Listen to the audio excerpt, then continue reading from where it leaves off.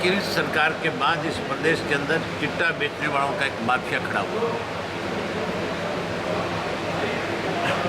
शराब का एक माफिया खड़ा हुआ, किसान की फसल को लूटने वाला माफिया बनाया गया। यहाँ पे रेत और बजरी के लुटेरे पैदा किए गए। यहाँ पे फिरौती मांगने वालों की संख्या बढ़ गई। इस सरकार बनने के बाद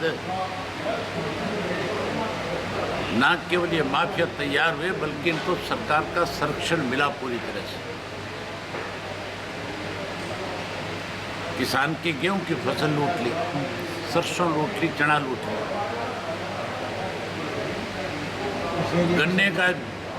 गन्ने का जो किसान था उसकी आज तक पेमेंट नहीं हुई।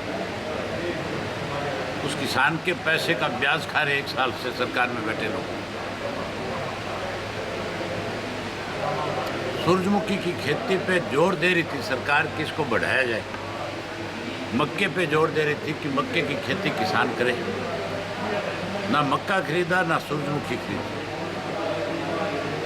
नया आदेश जारी कर दिया कि किसान अपनी फसल कहीं ले जाकर के बेच सकता है।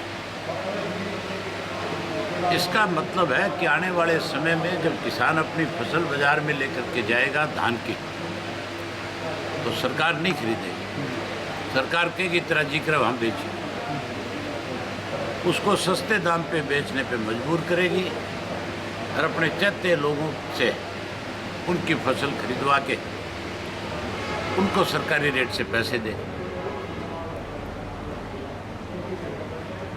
जितना डर कोरोना का है, आज लोगों को उससे ज़्यादा भय सरकार का है। खास करके खेती करने वाला जो है, इस सरकार में सबसे ज़्यादा दुखी और परेशान हुआ है।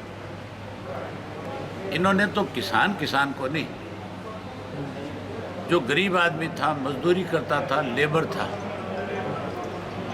उसको भी भूख मारने का काम किया। उसके साथ साथ जो इंडस्ट्रीज था, उसकी लॉकडाउन में 80 दिन फैक्ट्री बंद करके उसका कारोबार ख़त्म कर दिया।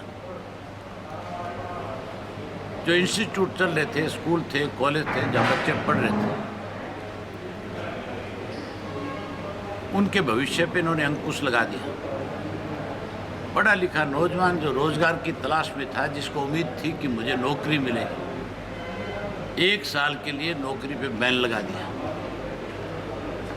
मुख्यमंत्री ने खुद ने कहा था भी 1 साल हम किसी को कोई नया रोजगार और नौकरी नहीं देंगे। नई नौकरी रोजगार तो नहीं देने की बात करते, अपने चैतों को एसएस बोर्ड में बैठा करके तनख्वाहें दे, कोठियाँ दे, टेलीफोन दे, सुविधाएं देना चाहते हैं। फिर उनको भी बोर्ड को ख़त्म कर देना चाहिए। जब नौकरी निकले तो बोर्ड बना लिया जाए, लेकिन बोर्ड ख़त्म नहीं करते क्योंकि वो उनके चैते लोग हैं।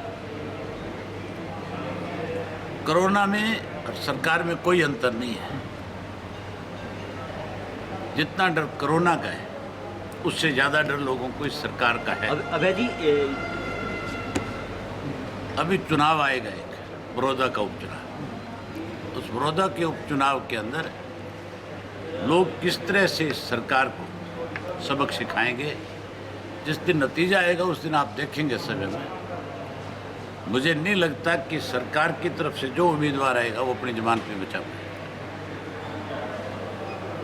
अभय जी, तो मुकाबला किसके साथ होगा जी? बड़ौदा चुनाव की अगर बात करें तो सरकार नहीं होगा, विपक्ष चुनाव कांग्रेस और इंडियन नेशनल लोकदल पार्टी के बीच होगा। कांग्रेस